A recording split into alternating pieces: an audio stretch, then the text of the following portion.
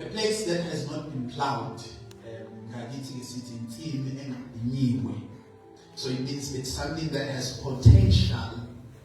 It can produce the crops. It can produce a great harvest.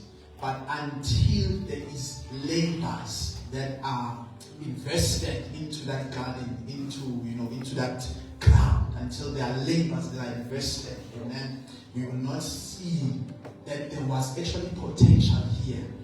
Amen. So Unkulunkulu wanted to do something in our generation, in our time, but unfortunately we missed it. I know a man in the Bible by the name of Jacob, a man, he was on his way to his uncle Labani, and then on his way there he slept somewhere.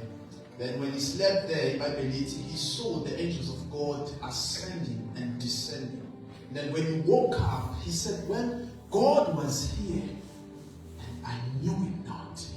So it means an encounter was orchestrated for him.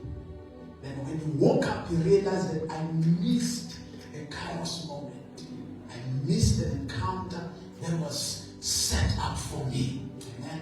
It is my prayer, Bazalwane, that may we not be that generation that will say, you know what, God was in our generation. That when we are in our 60s, in our 70s, and then we are looking back and say, no, but God was moving. God was moving in our campuses. God was moving in our churches. God was moving in our communities, but we saw it not. And we need to now break up our fallow grounds so that the potentials, the abilities that are trapped in God for us may begin to explode. May begin to explode, may begin to erupt, and we begin to see that this is what God intended in our generation. I believe that this is the generation of Jacob. This is the generation that will not just seek the things that God has to offer, but is a generation that is after God. We are that generation that is just seeking God. And in our call, we're not just looking for his hand that he may move, but we are looking for his face, that we may have a relationship, that we may have fellowship, that we may have, a koinonia with him. We're not just looking for God to move, that God move in our time, but do we know the God that is moving? Man? We're not just gonna, we need to heal the sick, so come and heal the sick. We need to raise the dead, come and raise. But there's no connection, there's no relationship. The highest point of investment that we can make as believers is investing in a relationship with God. And from that relationship, whatever that we are looking for, it can come forth. Jesus, we are in the book of Matthew chapter 6. He says, he's teaching them about worry. Not worry about this, not worry about that. God, he takes care of the lilies of the valley. He knows the sparrows. He counts them. He feeds them. David, when the lion is hungry, he takes a yamazana and he positions it so that when the lion approaches, there is provision for the lion. So he says, that God, and then he talks about the sparrows, and he says, are you not more important than the sparrows? So it means the things that you are worried about, God knows that you need them. So do not worry about tomorrow, for tomorrow will take care of itself. The burden that you are putting today, actually tomorrow has already made a provision for it. So don't worry about tomorrow. But now, he comes to a point, now seek ye first the kingdom of God. The first there is proton, is first in order, first in rank, first in importance, first in priority. What is seek the kingdom first? Then all these other things that you are pursuing will be added. So if you can secure the kingdom, the things that are attached to the kingdom will be added. So this means that if we can secure God, everything that is attributed to God will be added. You're looking for power. In order to get power, you don't go for power, you go for God who carries the power. And then the power that is in God can become your portion. You're looking for the anointing, you don't look for the anointing. You go to God who carries the anointing. And then whatever is attributed to him will become your portion. You're looking for the faith faithfulness.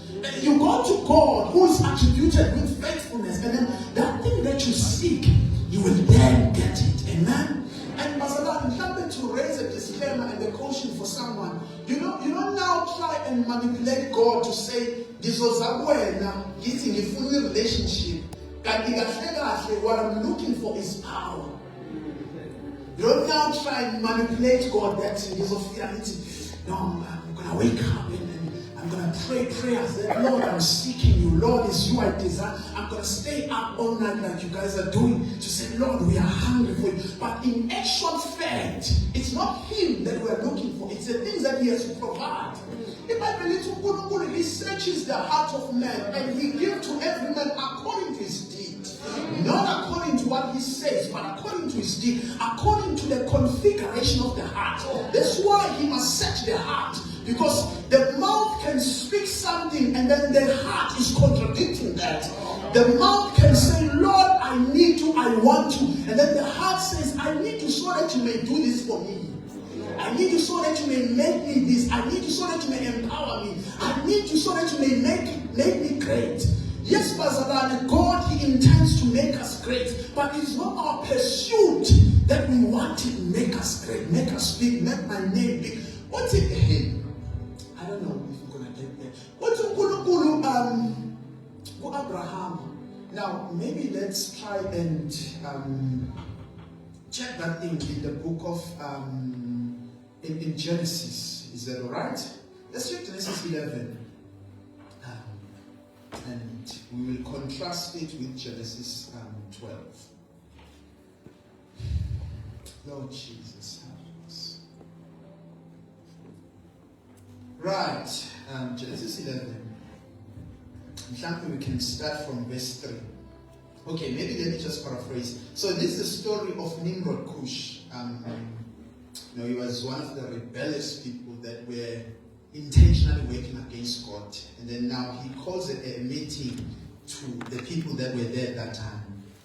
And then he says, come, let us build a city. Maybe let's read from verse 3. Then they said to one another, now it was one man actually speaking. Then they said to one another, come, let us make bricks and bake them.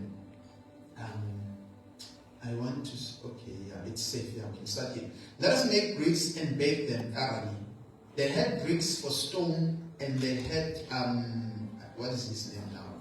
Yes, thank you, Apostle. And they said, come, let us build ourselves a city and a tower whose top is in the heavens.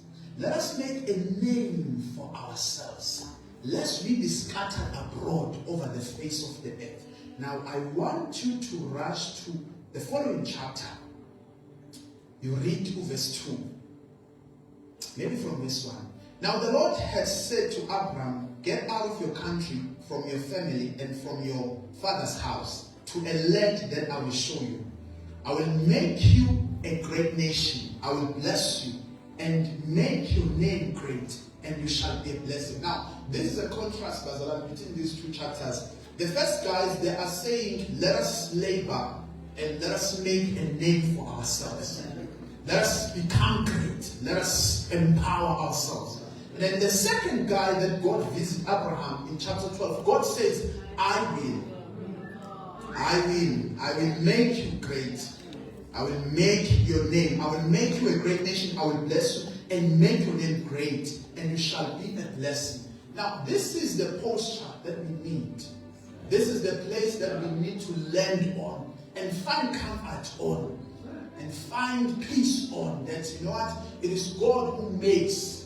Even though I don't go to him so that he may make me, but I understand that it is God who makes. So it means it's only him who can make me. If he doesn't make me, I will not, because I'm in labor and say, Lord, do this for me.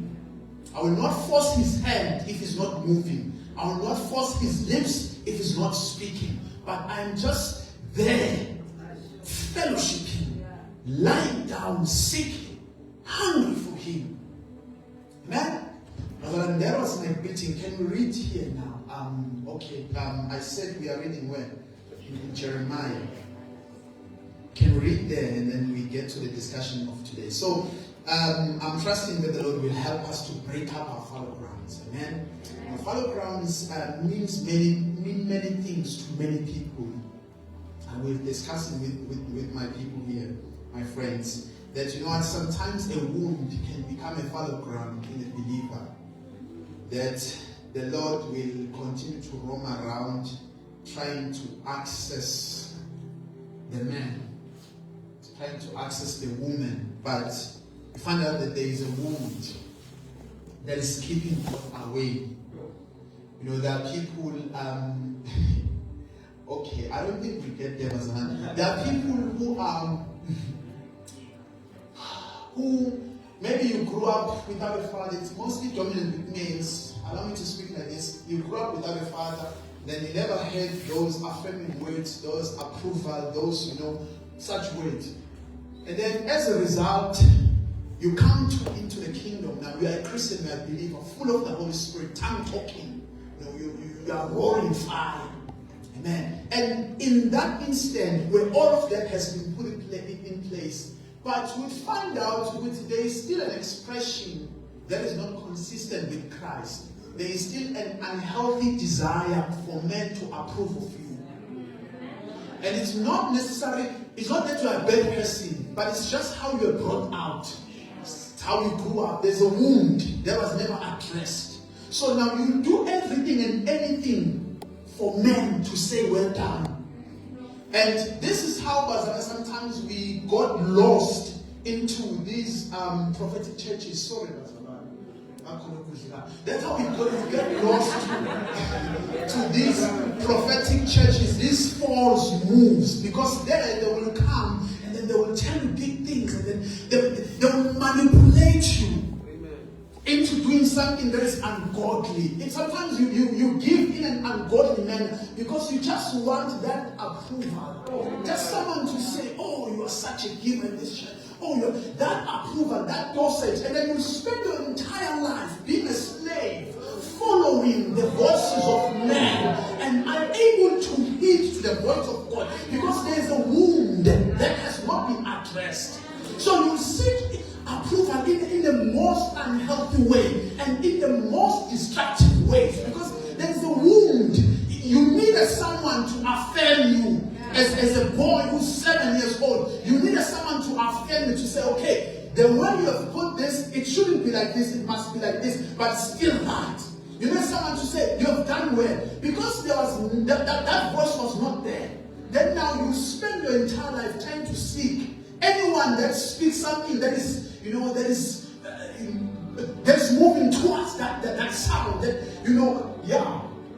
Yeah, and it is also twofold now because if you are seeking approval, but sometimes if you are not familiar with the rebuke, so an apostle will come to you and say, okay, let the worship team, it was not supposed to be like this, it was supposed to be like that. And then one sister is offended because of a correction. A simple fatherly correction, it raises offense. Now the whole worship team says destroy you because there is someone who has a wound. There is someone who has not healed. So the work of God now, it is at the mercy.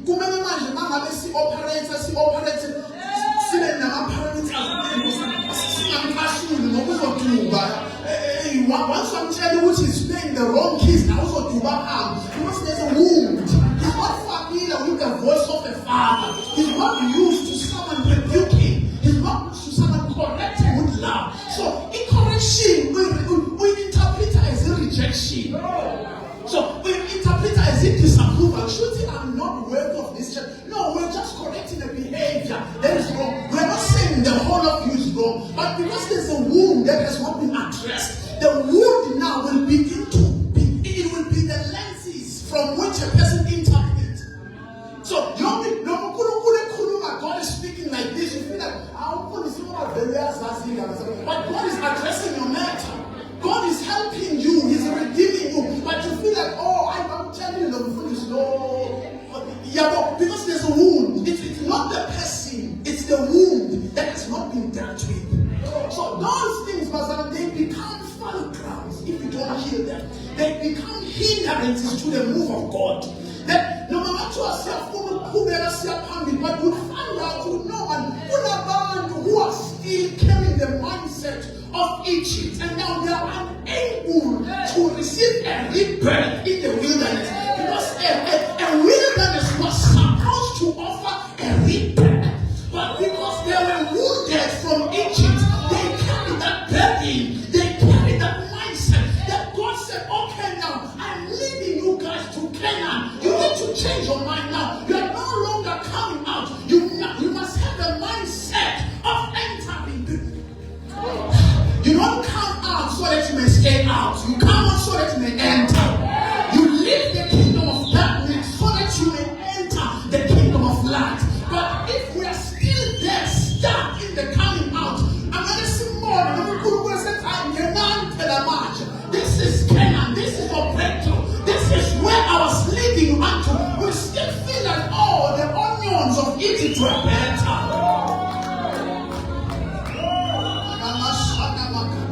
So then there is a need for us to heal. There is a need that we break those fallow grounds. Because the move of God is at the mercy that we must have a generation that is healed. We must have a generation that is sound. We must have a generation that can love without being lost. We must have a generation that can receive rebuke as correction. Timothy, he's teaching them about the importance of the word. What is the word of God? It is profitable for rebuke and correction. The word of God is profitable for rebuke and correction. So when you are rebuked, when you are corrected, it is the word of God doing its assignment in a man. It is not because you are hated. It is not because you are unloved. It is not because, smart man, they are better. So, no. The word of God is doing a ministry.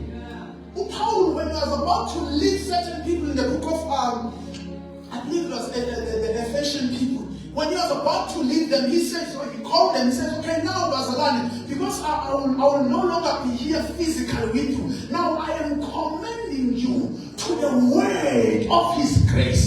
That word is able to build you up and is able to give you inheritance. So when the word is doing the work like this, it is not personal. It's the ministry of the word. It's not personal. There's nothing wrong there. I'm addressing someone here. The word is doing its ministry. It was designed to do that work. And when you feel like it's offending you, there is something that needs to be dealt with. Because it shouldn't offend, it should empower you. Godly sorrow, godly sorrow, it produces repentance. Godly sorrow, it produces repentance. But now, if your sorrow is producing a backsliding, a walking away, it was never godly sorrow. It means another entity was interpreting the word. It means the womb was now interpreting the word. It was not God. It was not the Spirit of God. It was your womb, your brokenness began to interpret the scripture, and you felt like you are being attacked. Because it should produce. When you are confronted by the word, you should go down and say, Master, I repent. Master, I am the one who's wrong. I therefore repent. You should take accountability. There are too many in the Bible who David and Saul. Those people, they actually did the same things. Yeah, they messed up the same way. But their behavior was different. How they handled the correction of God was different. Now, Saul, when he messed up, he was told, "You can't go to kill." I think it was the Americans or something. Go and kill all of them. It's an instruction from Yahweh. Then he went, he saw, man, I love Akab, the king. And then their cows are fed, they are nice. He decided of his own that he will bring some there to God. And then somewhere, man, I've been born. You say you've done what I've asked you to do. But I hear that there is a sound behind you. I'm saying, what is that sound? And then he says, well, because you have done this foolish thing, God now has taken the kingdom from you and he has given it to your neighbor. The man, he never cared about repenting. But just get it over and done with. I want you to do one thing for me. Now the elders of Israel, he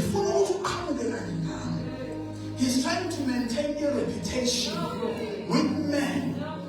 But he's no longer aligned with God. But they say another man now, with David, when he's confronted by Nathan, and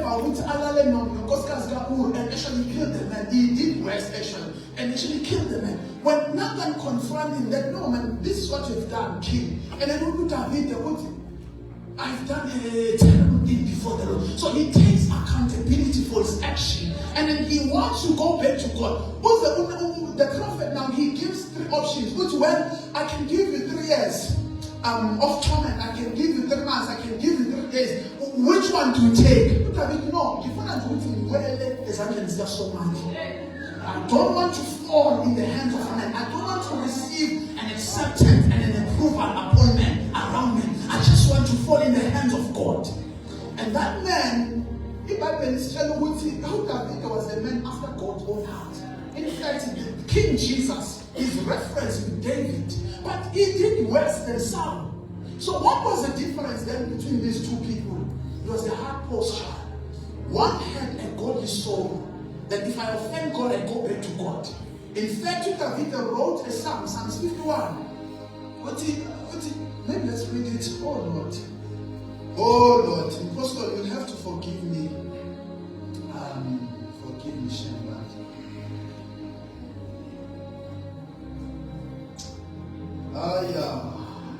Psalms 51. I honestly had a very step-by-step message prepared, but hey, this is life. Amen. This is the God that we are following. So we'll allow that to be. Psalms 51. Maybe we can take 2 verses and then eventually we get to. Now, verse 1 and then now this is after he's confronted by Nathan. Then he prays and says, have mercy upon me, O Lord, according to your loveliness, according to the multitude of your tender mercies. Blot out my transgression, would wash me thoroughly from my iniquity, and cleanse me from my sin. For I acknowledge my transgression. Oh Lord, I acknowledge my transgression that are before me. I'm not playing shifting. I'm not taking this thing to another person. I'm not saying Nathan wish for them because Nathan will tell you to say prophet. No. Lord, I have offended you. Only against you and only you I've sinned. Oh Lord, against you and only you I've sinned. So the only thing I want is to be right with you. We will handle the issue of men later. I just want to be in right standing with you. We'll handle who you are afterward. We'll handle the nation that I'm leading afterward. I will handle my leadership afterward. I just want to be right with you. Right now, I know that these other things will be sorted. I will handle the Israelites, them speaking things against me, them judging. I will handle them later. Lord, if I can be right with you, then I know that it's done. Amen. There is a man, Mazalan, who has achieved something in God. A man whose heart posture is not configured through men, but it's configured through God. Okay, maybe we could get back. Let me try with Jeremiah. Oh Lord. Oh Lord, let's try. Let's give it a try. You see, these preachers now, they are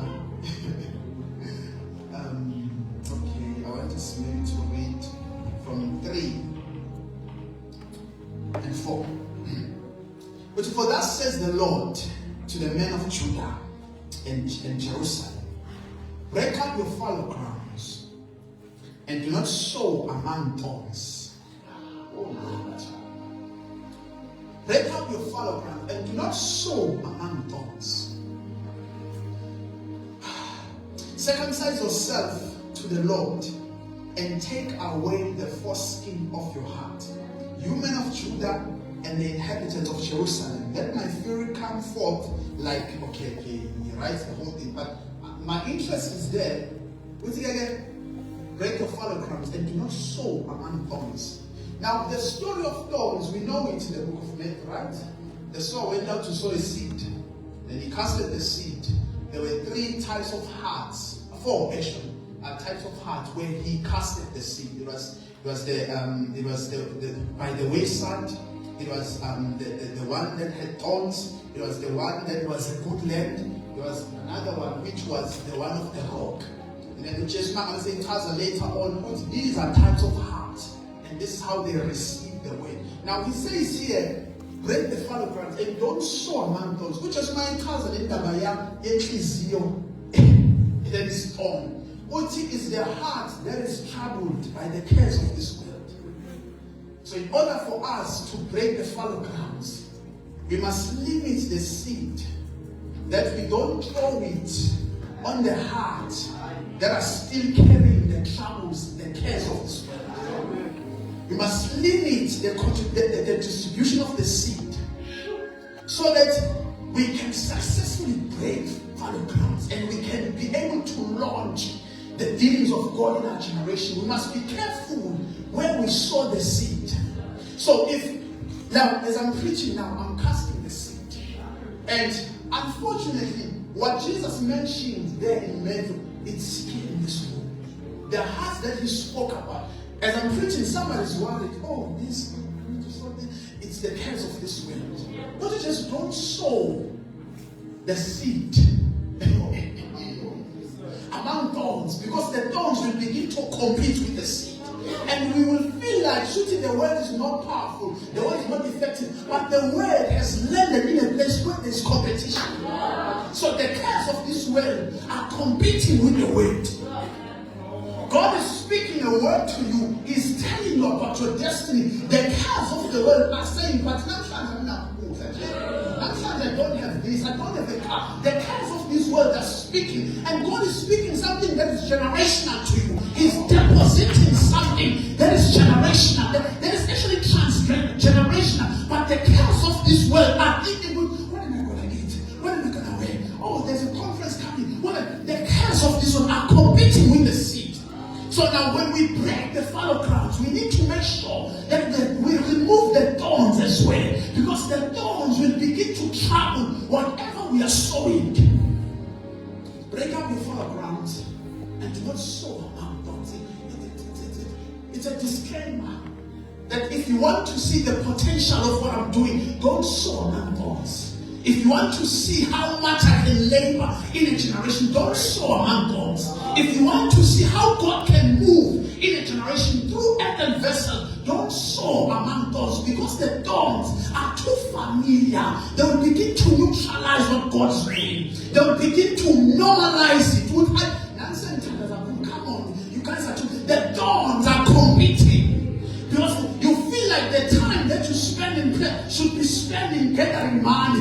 It's the cares of this world that are competing with the intentions of God. That God wants to build. But Allah, there are people that will share that He will allow them to go through a season of unemployment. It's not because He's unable to employ them. A window of opportunity. Maybe you go to unemployment for 3 years. A window. God is saying, build stature, build spiritual stature, build weight, because I'm going to send you in a place where they are hidden, and you must be a firm believer. I don't want you to be lost there.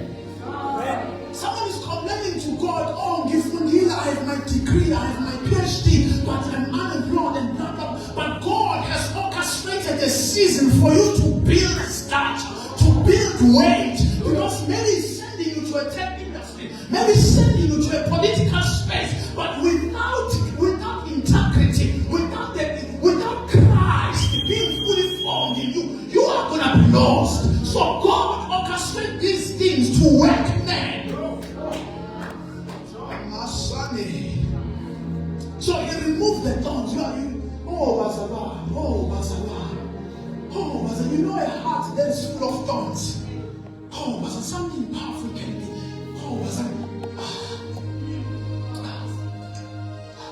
I said that we need to heal our wounds, because they have a way of sabotaging the seasons of God in our lives. They have a way of sabotaging. I grew up poor. I grew up like this. So this is my time to get a breakthrough. God is saying, don't worry about breakthrough. I need to build you first. You will get the breakthrough, but I need to build you first, because if that money comes to this heart that is still hungry, then you will not know the use of that money. You will think the money is to empower you. Meanwhile, the money is to empower the kingdom, is to push the agenda of God. And God is in your life so that He may build you. But the cares of this world are loud. I'm going to leave church, we've been serving, with Apostle for 1 years. We just want to leave. I said, God is saying, I'm building you. I'm building you. I'm dealing with you. You are my subject. You are my goal. You are my focus. I need to labor on you because there's something weightier that I want you to carry. But the foundation must be strong. The foundation must be strong so that you don't crumble. So that the word glory means weight. So in weight cannot just sit anywhere. No, you are able to sit on that chair because the chair has been configured to carry your weight. So glory now. The chair now that is me, it must be wet so that it can carry the glory. Lord, you break up your fallow grounds. But to circumcise yourself to the Lord and take away the foreskins of your heart. Take away the foreskins of the heart. Take away the pursuit of your heart. Remove these things because these things are hindrance. Want to join my Bible? You do not love the world, nor the things that are in the world. For all that is in the world is enmity against God. Now we are about the things that are in the world. The lust of the eyes, it contradicts God. It's the thing of the world. What's the lust of the flesh? What's the pride of life? So these are 3 sins. Now I remember, I think you taught on this some time ago. I saw a video. These are 3 sins that actually bring hindrance to the body, that bring hindrance to a believer. It's the pride of life. Now that God has lifted you, now God has given you some access, some influence, and then the pride of life will begin to show itself that I've arrived, I've come. So you used to pray for 2 hours every day. Now, because the anointing can flow, whether you have prayed or you not pray, now you just walk in. The pride of life is taken over. You used to seek God. Before you start your books, you used to pray. You said, Lord, I'm about to open this chemistry book, which got nothing to do with the Bible, but Lord, grant me wisdom. But now the pride of life can come and take over. You feel like it's a waste of time. The things that were consecrations unto you, the things that were of necessity unto you, you feel like they're wasting your time. The pride of life is taken over. And it's the lust of the eyes, that which you see. I'm not going to go there. She saw the fruit, it was good. It was good. When she looked at this one, oh, this is good. This can benefit me. Without checking the intentions, without checking the things that are surrounding the fruit. He said, if I can benefit here, which one now I'm saying, you can grab and get there, the person will just shoot straight. Because the lust of the eyes is seeking to benefit. It doesn't matter the consequences. It doesn't matter the implication, for as long as I can benefit. God had spoken to him, but do not eat of this. Actually spoke to the husband now, Abel, but I believe he shared with the wife. Don't eat this, don't do this. But when the lust of the eyes took over, the only thing that was important, it was how can I benefit? How can I be great? It's the lust of the eyes, and we also speak about the lust of the flesh. Amen. Now I want us to read again in the book of Hosea. My God, we will get there. Okay. Hosea chapter 10, verse 12. But sow for yourselves righteousness, reaping mercy. Break up your fallow grounds, for it is time to seek the Lord till he comes and rains righteousness on you. I want to say that, Bazalani, there are fruit, or there are evidences that we will carry after we have been able to break up our fallow grounds. there is something that will echo. There is a sound that will follow after we have broken the fallow ground. And among that is righteousness. It's righteousness. You know, righteousness is a voice that is very loud, yet silent. You're a righteous person, they're not saying much, but you can feel, no, the weight of this person, man. There's something about this woman, there's something about this man. It's righteousness speaking to the person. Amen. When you sow for yourself righteousness, reaping mercy, break up your fallow grounds, for it is time to seek the Lord. Now, breaking fallow grounds is twofold. Number one is repentance. Number two, it's an issue of a mindset. I think I've shared that a bit. But maybe let's look at repentance. Acts chapter 3, verse 19.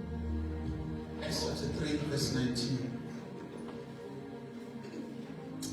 Now I'm dependent on this one. So let me that personnel. Okay. But repent therefore and be converted, that your sins may be blotted out, so that the times of refreshment may come from the face of God. So we need to launch into the other side. Yeah? We need to break our fallow ground. But there is a way. But there's a way you can cross over. There's a way that you can cheat the systems of this world and cross over to the other side. But how you do it? But by repenting. And when you repent, you are converted. Then your sins will be blotted out. So it means your sins were blocking you. But when you repent, the sins will be removed. And then you are able to pass through. And then there's something else that happens. But then the times of refreshment will come from the presence of God. The times of refreshment, those are pockets of renewal. Those are pockets of renewal. These are kairos moments. These are opportune times. But these times will now begin to fly in. You feel like you are in your season. Every season, like in your season, the times of refreshment are being poured. They are coming from the presence of God. They're not coming from anywhere but from the presence. So it is the presence of God that carries refreshment. So if you want to be renewed within the presence of God, you must go to God and repent and take accountability for your sin. Then the sin will be removed. Because what sin does, it adds weight to our walk with God. It adds unnecessary weight. Maybe, Lord, should we do it now? Hebrews chapter 12. Hebrews chapter 12. Let's run quickly now. Oh Lord. Oh Lord. Hebrews chapter 12. You can start from verse 1, I believe. Oh, so we are lucky. We're going to come back just now. I want to say something there. Lord Jesus. Lord Jesus. But therefore we also, since we are surrounded by so great a cloud of witness, let's lay aside every weight and the sin that easily ensnares us. So it means there is a weight. It means you can be in a season where you are supposed to be running with God, but the weight will keep you moving slow. And whoever is not progressive, who is not intending to do anything, but the weight, you are running with the weight, you are carrying the weight, you are overpowered. So what the sin does, it ensnares us, it lays traps for us. So the whole church can be moving, and then the sin will lay a trap for one person. Now and then we treat this person who's injured because he has fallen into the trap. He has fallen into the snare. So, therefore, since we are surrounded by a so great cloud of witness, let us lay aside the weight. Let us push aside the weight. He makes it a responsibility of a believer. That a believer must lay aside. And how do we do it? Then we go back to it through repentance. Through repentance. And then from there we are able to see now the pocket of God. We are able to see the capabilities of God. Oh, so this is what God can do. But if we are still trapped in our sin, if we are still trapped in those hearts that are unrepentant, we will be able to. It was just our fathers who caught him. We cannot catch him. But now there's a method. There's a method that heaven has given us. It is through repentance. And then the times of refreshment will then come from the face of God. Let's quickly read Isaiah 55, verse 7 and 8. Isaiah 55 verse 7 and 8. Oh my God. Oh Lord. Isaiah 55 verse 7. Oh, thank you. This guy. Who's this person? It's you. My goodness. Once again, let the wicked forsake his way, and the unrighteous man his thoughts. Oh, this is powerful. Let him return to the Lord, and he will have mercy on him, and to our God, for he will abundantly pardon. Go to the next verse. For my thoughts are not your thoughts, nor my ways your ways. Now, there's something powerful I show. Go to the previous verse. What's it upon? Let the man do what? Let the wicked man what? The unrighteous man must what? Must forsake his thoughts. So there is something that the thought of a man can do that can actually hinder the move of God. There's something that can sit and that thing will become a snare, a stumbling block, hindering the mercy of God. That thing, God wants to show mercy. I spoke to you about Saul. God, I believe God would have shown mercy to Saul, but there was something in his thought that was not addressed. There was a fallow ground. There's some honor that was not addressed. Now, would he let this man forsake his way? So his methods, his techniques, his go-to, his resort to it. When I'm under pressure, this is what I resort to. Would he let this man forsake that way? When I'm pressed with life, this is what I will go to. Would he let that man forsake? He let him forsake them. Would he the unrighteous man? So being unrighteous is an issue of mindset more than it is an issue of behavior. So if you can work the thought, if you can work the mindset, then we'll be able to produce people that are righteous.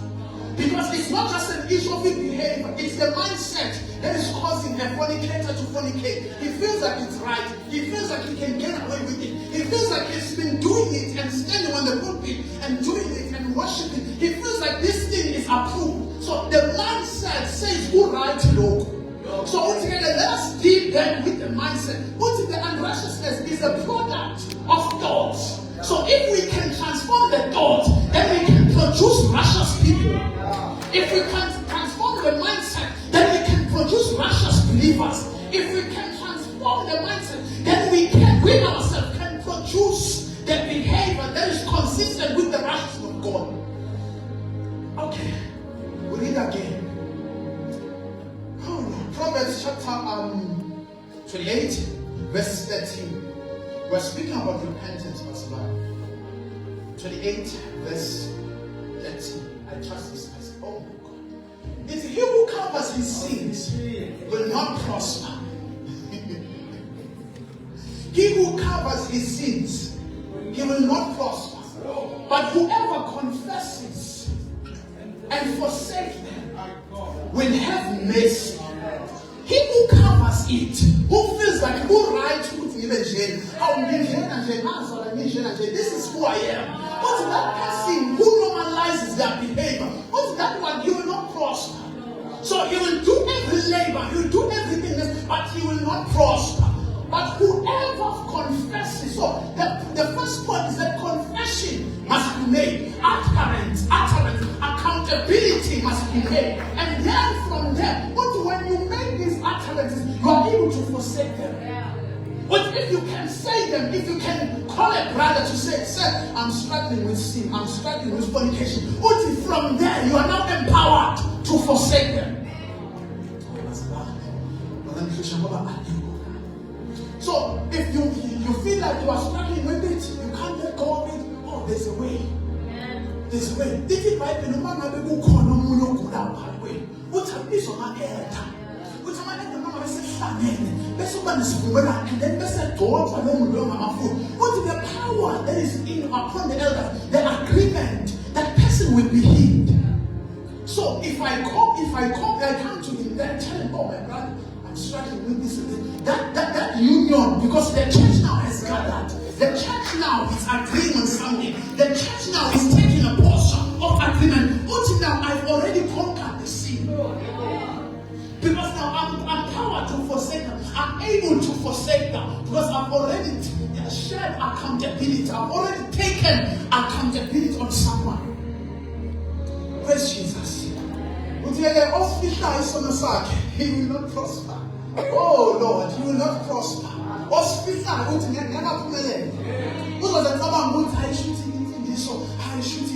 It's for the elite. Because there is something that must be done, you need to confess it. You want to get rid of it? Is this a stumbling block in your life? You need to confess it. Is this blocking your way? You can break that fallow ground by making a confession and agreeing with the church. You know, there is a power that is invested in the church and believers. When there was a guy who was fornicating in a church in Corinth, no, it's not even years because we must cut it off from the church.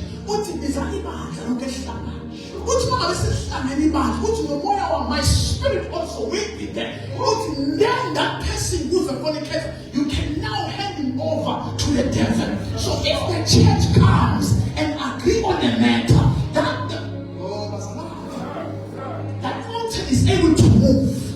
That mountain is able to move because of the power that is invested in the church. So we can go to Jesus. If two or more gather in my name, if they agree about anything, if they come together, they agree with you are starting with this thing. We agree that this is the last day you study. Not only with that thing be registered on earth, but even in heaven it's registered. So it means there is now an enforcement that is coming from heaven because these two have agreed, these three have agreed. There is now an empowerment. But the one who covers it, he will not prosper. So you will try every technique, you will try every method, you will make every consultation. You will gather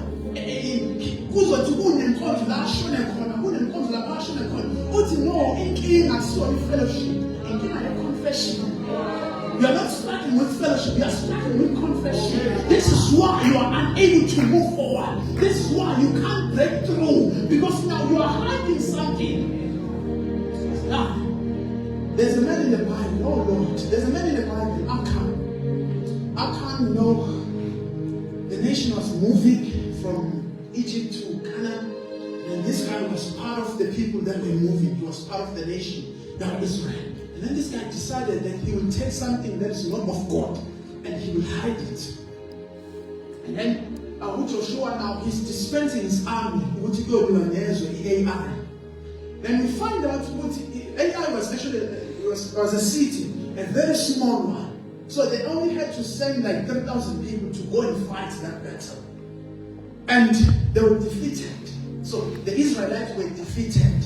And come on, because we are greater than them in numbers. We are greater in strength. We are greater in military personnel. How come they defeated us? There must be a special indication involved. So he went and inquired of the Lord. And God began to speak to say, no, there is someone in your camp. So when you guys stood together and you were agreeing on a point, there is someone who disagreed. And therefore, because that person did not come and agree with you, then you cannot attain victory. So it means the whole church can be starved because there is one fornicator, there is one sinner, there is one compromiser, there is one person who's writing. We feel like the whole church is not moving because there is one Achan who's selling us, who's selling the move of God.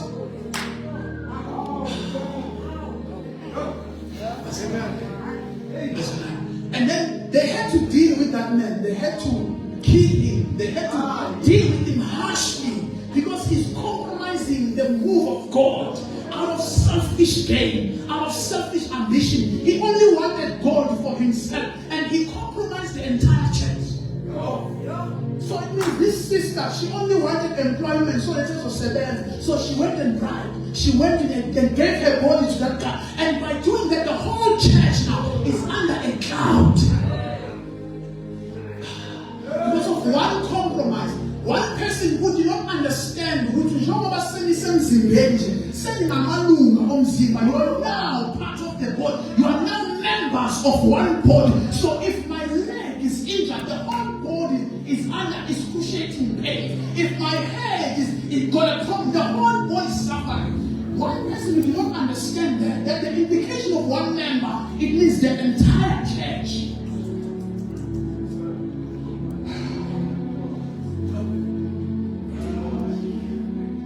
So we understand that our selfish ambitions will not survive in this atmosphere. Because in this atmosphere, we need people who are of one mind. We need people who are not investing in themselves, whose mind and focus is unto the body. So if I make this compromise, as a married man, if I make this compromise, then the whole body in my region is compromised. It's not just me, it's not just my marriage that will suffer, but the entire body of Christ, because I am now a member of the body. What do you just do that? Hey, it's hard now. What do you just do if you feel like your eye is causing you trouble? What it is, you feel like we can no longer survive now salon because no salon is causing us trouble, it's compromising us. What you just do, you are allowed to remove it. What you know that you can, that was not removed. Nothing wrong, but anything acceptable because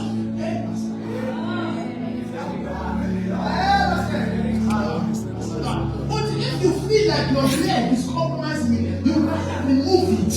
Most can also is cold because one eye is able to compromise the entire body. So when I shoot it, I mustn't caution and say, mustn't caution and say, because that's compromise. We are losing wars, we are losing battles because there is a compromise. There is someone who keeps on compromising. What you have authority. You don't even understand and agree. No. Oh, sister, what? Is no longer part of this church. Everything that she does is no longer accounted to this church. Right? That's how much Jesus loved his body. But you know, I will not, but don't allow, it's being to the apostles, the builders, but don't allow anything to time. Don't allow anything to prosper within this camp, because this is the church of the firstborn. This is the church that Jesus himself, he bought it with his own blood. Because there is a man who died for this thing. There is a man who died. There is a man who was there is a man who was robbed of his life for this life. When he reached the degree, he was robbed. His life was taken. There is a man who was stripped naked. He was made a public show.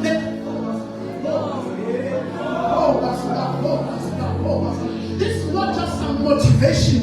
The gospel that we have received is not just some motivation. It's not for emotional fulfillment. It's not for us to get the goosebumps. There is a man who gave up his life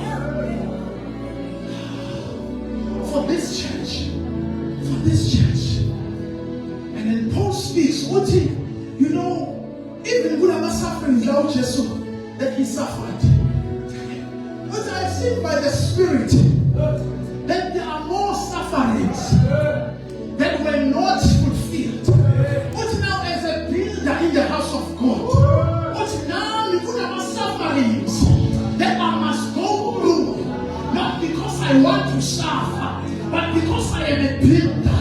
And as a builder building with Christ, this body that he suffered for, I must go through those sufferings to fulfill the sufferings that were left off. So it means the apostles, the leaders, they themselves, they go through pain. Paul is writing to the church.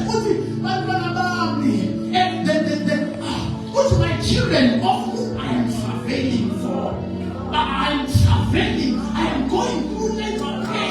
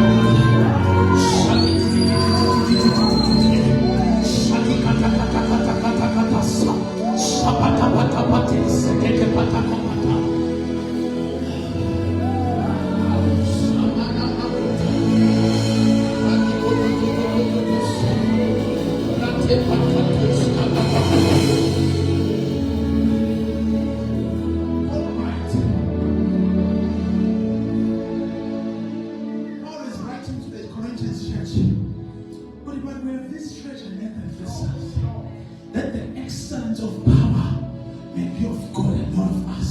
What we are pressed down every day. Hey. Apostle, what if we were pressed down every day? Not because we love suffering, not because this guy loves suffering. I'm sure because when you love the soft life, you love the soft. But now, because until these things are born, there has to be a travail. That we can't give birth to a move of God. We can't give birth to a generation that will be hungry for bread until they spread pains. So he must go through great pains. He must be pressed down. But yet we are not crushed, but we are perplexed. Yet we are not despaired, we are persecuted. We are persecuted. What man believe I don't want you to be ignorant of the sufferings that I have gone in Asia. There is an Asian experience. Okay, sit down. I'm not about to pray, but I will. I still have a bit of time. There is an Asian experience that is true to every builder. There is an Asian experience that we will not escape. If you are a builder, you are a lover of God, you are pursuing Christ, I have good news for you. There is an Asian experience that you will not escape. Maybe we can read on that. Maybe we can read on that. 2 Corinthians. Oh Lord, because he wants to build with precious stones. Not the bricks of matter. Now, Genesis 11. But let us bake the bricks of matter and we build. Who does not build with things that are man-made, that are baked. So I'm going to see Woma and Isemon. I'm going to see food mess and Isemon. Best city so in there, no. There is a baked. There is a baked stone. There is a baked rather brick. But he built with stones. What he had Peter, what he come as living stones. So the land come as living stones. That may be built into the holy temple, the holy habitation. So the holy habitation is built by stone. But there is something about stones, that stones are processed. Stones, they are processed. We take a stone, maybe it is round in shape, it is somehow shaped up, and then it goes through a process of chiseling. Because we want to build, so it must be chiseled. So that it takes the shape and the form of the house. So when God is addressing you, when God is rebuking, when God is correcting, when God is calling you out, even on your wounds, God, what He's doing is that He's chiseling the stones so that they can build. Right, I want us to get through the Asian experience. Now remind me, where is this thing in Corinthians? 1:8. Thank you. See now, that's why I put it here. I knew. Oh yes. One thing again. 2 Corinthians chapter 1 verse 8. We are reading a lot of lessons, right? Sorry. But if we do not want you to be ignorant, brethren, of our trouble which came in Asia, which came to us in Asia. But we were burdened beyond measure.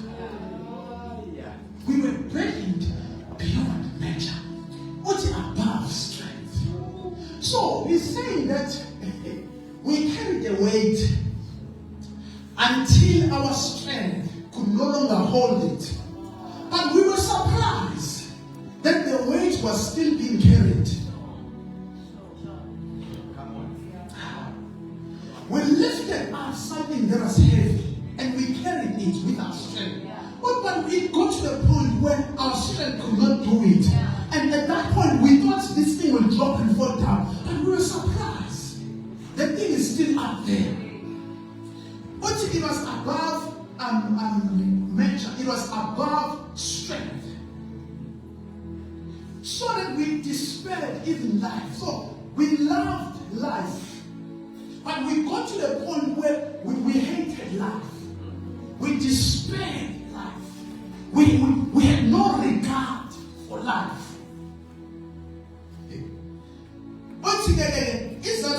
Yes, we had the sentence of death in us.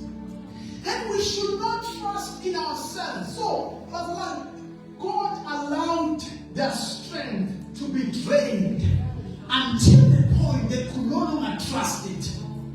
So God will allow you to fund things with your money. Let's speak about money, something that's common. You'll fund things with your money, and your money will keep on running out until there is no money. Then from there you realize, oh, it was not money. There was a provision.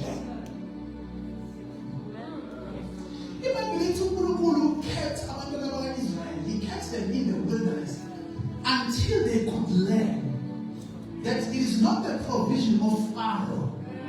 It is not what Pharaoh has to offer that sustains us.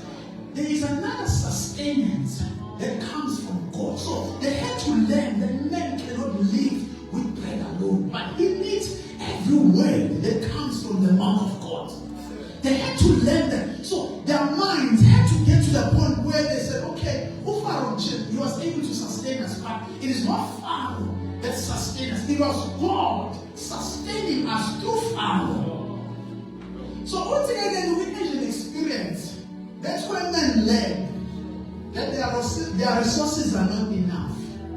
Their influence is not enough. Whatever that they think they have, that's where they learn, well, this thing is not enough. Until from there now, they can no longer trust in themselves, but in God who raises the dead. Can you stand up? I'm going to finish this message now. I want us to pray. I want us to pray. Command this.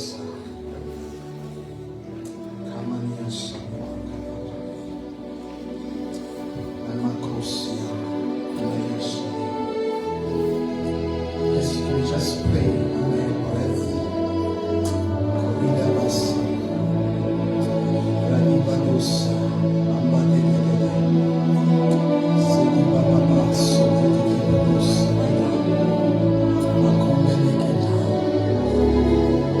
We were despaired, we were pressed, until we learned that it is not of him who wins, of him who runs, but of the Lord who shows mercy. Until we learn that our ability is not enough to track God. Until we learn that our capabilities is not enough. That the Holy One of Israel, that the King immortal, the invisible, the only wise God, cannot be coerced by our doing.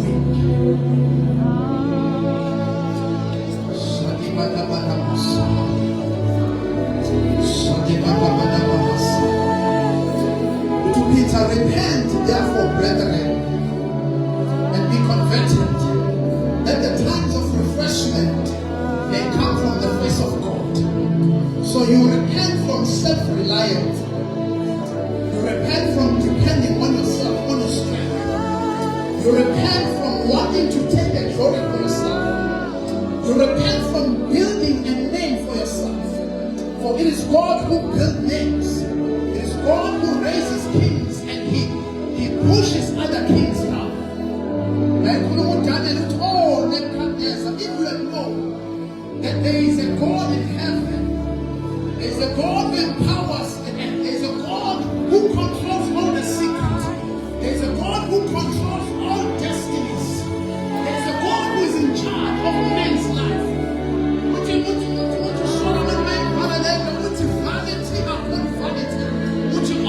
It is vanity. But one thing is sure, that a man will seek God. That a man will seek God. That a man will seek the ways of God. That a man will desire the the commandments of God, that a man will subject himself under the dealings of Yahweh, that a man will forsake his ways. Oh, but there is a highway. There is a highway. There is a highway. Your ways are not enough. There is a highway. There is a higher way. Oh, but there is a way that there is a pathway that we can take, and we can defy the things of this world, and we can nullify the things of this world.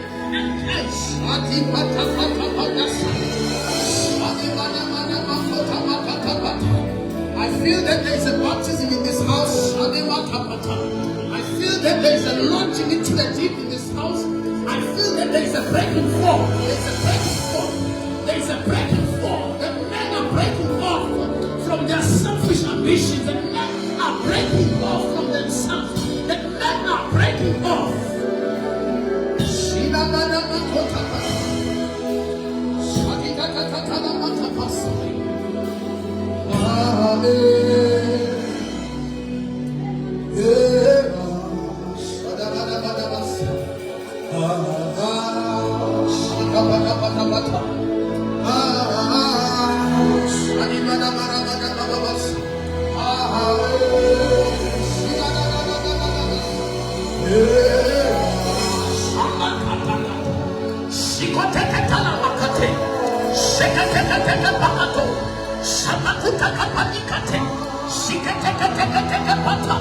Radika